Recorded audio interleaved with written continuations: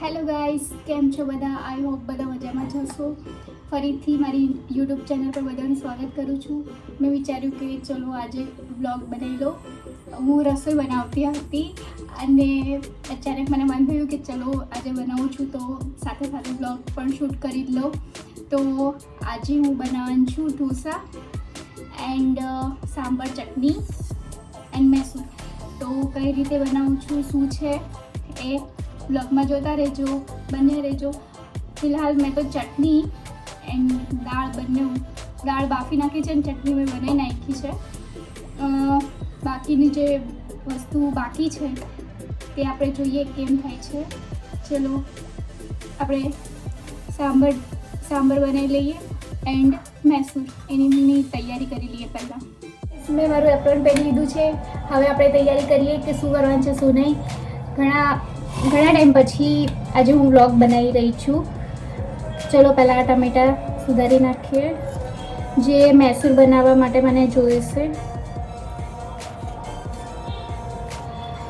મેં ઇન્સ્ટા પર પણ મૂક્યું હતું કે કઈ રીતે વ્લોગ બનાવું છે, એના પર બનાવું, પણ બહુ બધાના આન્સર આવ્યા હતા. જમવા પર વધારે આવ્યું હતું તો મેં વિચાર્યું કે આજે બનાવી જ લઉં. એમ પણ હું ઘણા ટાઈમથી બિઝી રહું છું, શૂટમાં રહું છું, એમાં હું બનાવી નહીં શકતી. શૂટનો પણ હું એક વ્લોગ નાખીશ. એ પછી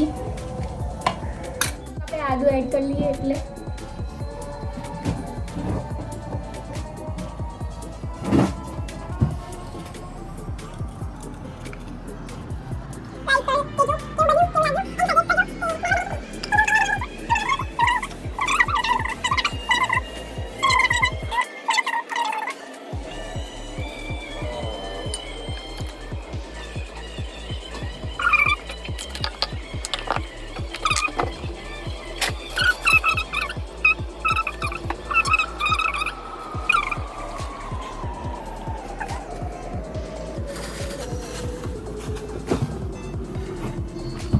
તો આને હવે રેડી થઈ ગયું છે. આને હું દળી નાખું છું. મેં દળવા માટે લઈ લીધું છે.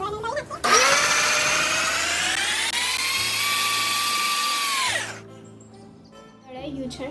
હવે આપણે બટાકા લઈ લઈએ. જે છોલવાના બાકી છે એ છોલી નાખીએ.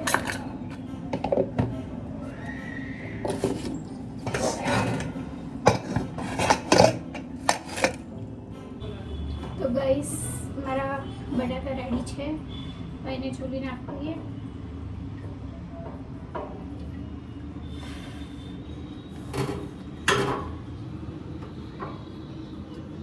બહુ જ ગરમ છે.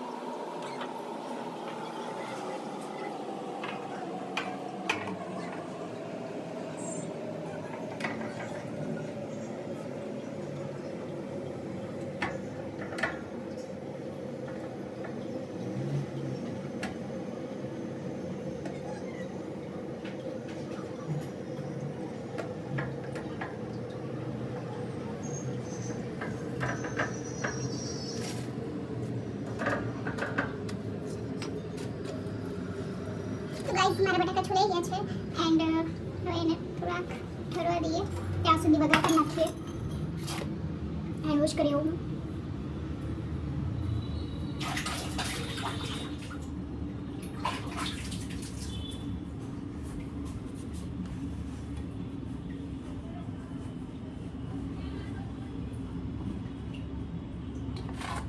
જો રેડી છે બટાકા. તો ગાઈસ મેં એક કઢાઈ લઈ લીધી છે. એમાં થોડુંક તેલ નાખ્યું છે. થોડુંક તેલને ગરમ થવા દઈએ. પછી આપણે જોઈએ. જોઈ શકો છો તમે.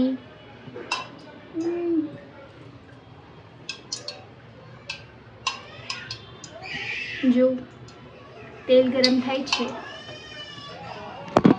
અને સાથે સાથે મેં એની સાથે લીલી ડુંગળી અને ટમેટાનો આપણે પેસ્ટ તૈયાર તો કરી દીધું છે. બહુ ફાસ્ટ પીસ થઈ ગયું છે. તેમાં થોડીક આપણે રાઈ એડ કરી દઈએ.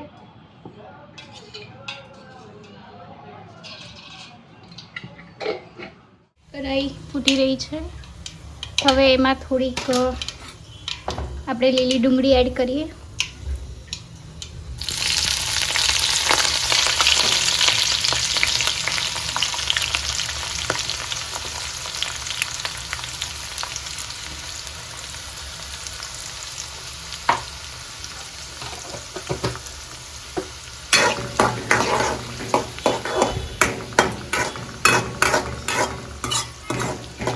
એને સારી રીતે પહેલાં થવા દઈએ.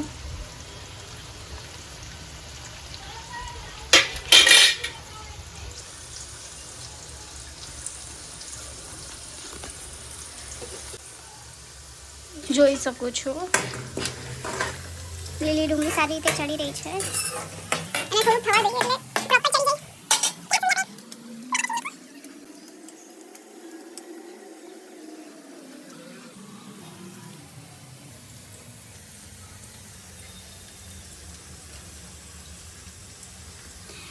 ડુંગળી સારી રીતે ચડી ગઈ છે.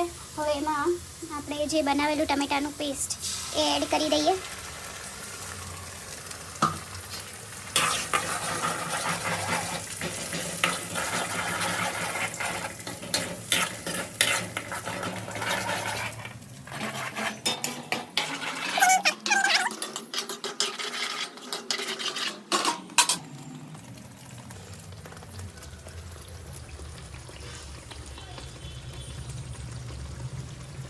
જોઈ શકો છો કેવું સારી રીતે ઉકળી ગયું છે.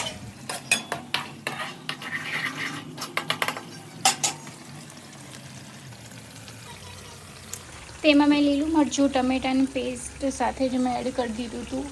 એટલે હવે આપણે એમાં જીરું એડ કરીએ. જોઈ શકો છો સારી રીતે ઉકળી ગયું છે. તેલ ઉપર આવી ગયું છે. હવે એમાં આપણે બટાકા એડ કરી દઈએ. એની પહેલાં આપણે થોડુંક મીઠું નાખી દઈએ સ્વાદ પ્રમાણે. કરી દીધું છે અને સારી રીતે પહેલાં હલાવી લો. હવે એમાં બટાકાનું જે આપણે બાફેલા બટાકા છે એડ કરી દઈએ.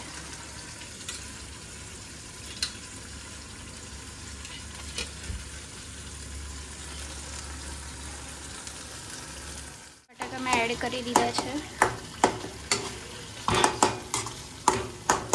એને સરખી રીતે આપણે હલાવી લઈએ.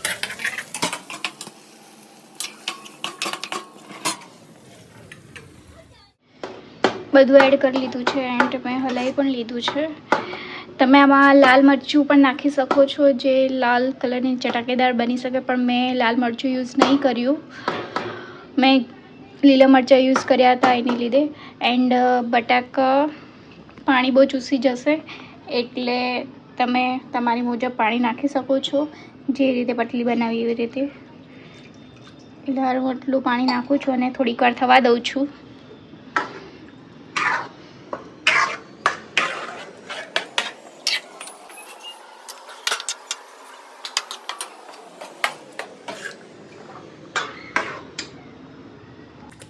જો આપણે બહાર જઈએ તેની જેવી ભાજી તૈયાર થઈ ગઈ છે.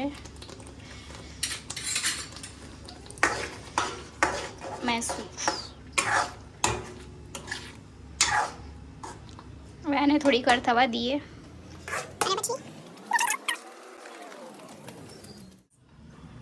ભાજી એકદમ તૈયાર છે.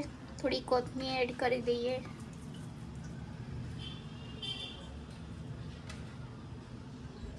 એકદમ રેડી જોઈ શકો છો. બધું રેડી થઈ ગયું છે. તમે જોયું ભાજી રેડી થઈ ગઈ છે. ચટણી તો મેં ઓલરેડી પહેલાં બનાવી દીધી હતી. પછી મને થયું કે વ્લોગ બનાવું એ માટે ચટણી પણ રેડી થઈ ગઈ છે. હવે સાંભાર બનાવવાનું બાકી છે, પણ મારી બેનની ઈચ્છા એવી હતી કે સાંભાર મમ્મીના હાથનો ખાવ, એટલે મેં દાળ તો બાફી જ નાખી છે. એન્ડ જોઈ શકો છો, તમને બતાવું.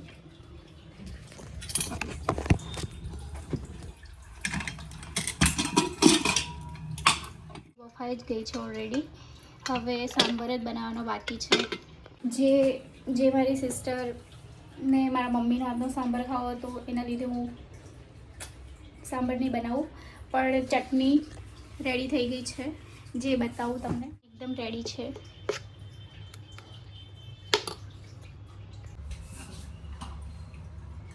તો ગાઈસ, ઢોસાનું બેટર તૈયાર થઈ ગયેલું છે. તૈયાર જ મેં મંગાવ્યું હતું. અચાનક ઢોસાનો પ્લાન થયો એટલે જોઈ શકો છો. એમાં થોડુંક મીઠું એડ કરી દો.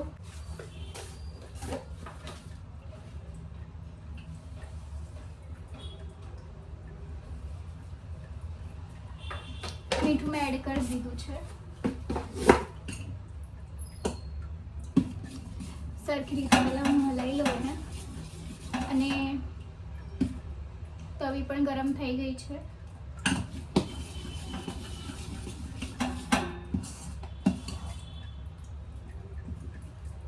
જોઈ શકો છો ગાઈસ, બહુ જ સારું રેડી થઈ ગયું છે.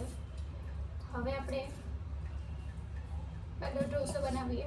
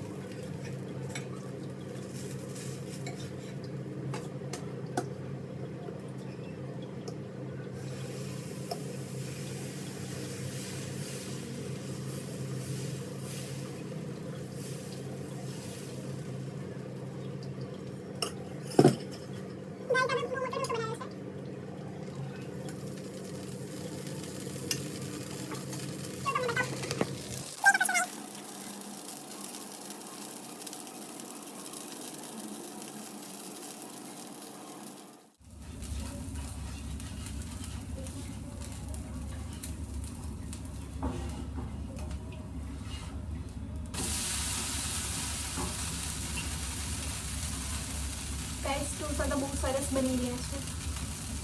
બતાવું તમને.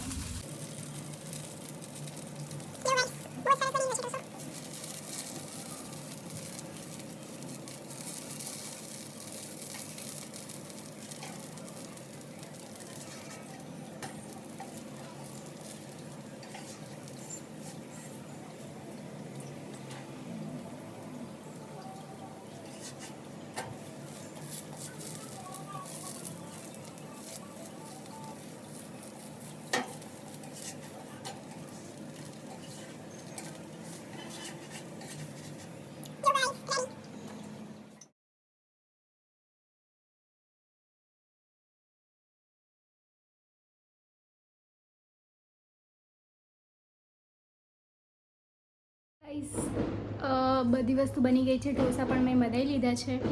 મેં ડીશ રેડી કરી દીધી છે. ચલો તો હું તમને બતાવું મારી ડીશ. શકો છો, આ સાંભાર, આ ભાજી, આ ચટણી એન્ડ ઢોસા. જો ગાઈસ, તમને મારો વ્લોગ ગમ્યો હોય અને આવી રીતે હું બનાવ્યા કરું એવું તમે ઈચ્છતા હોય તો લાઈક સબસ્ક્રાઈબ કરવાનું ભૂલતા નહીં. Thank you. મળીએ બીજા વ્લોગમાં. Bye bye.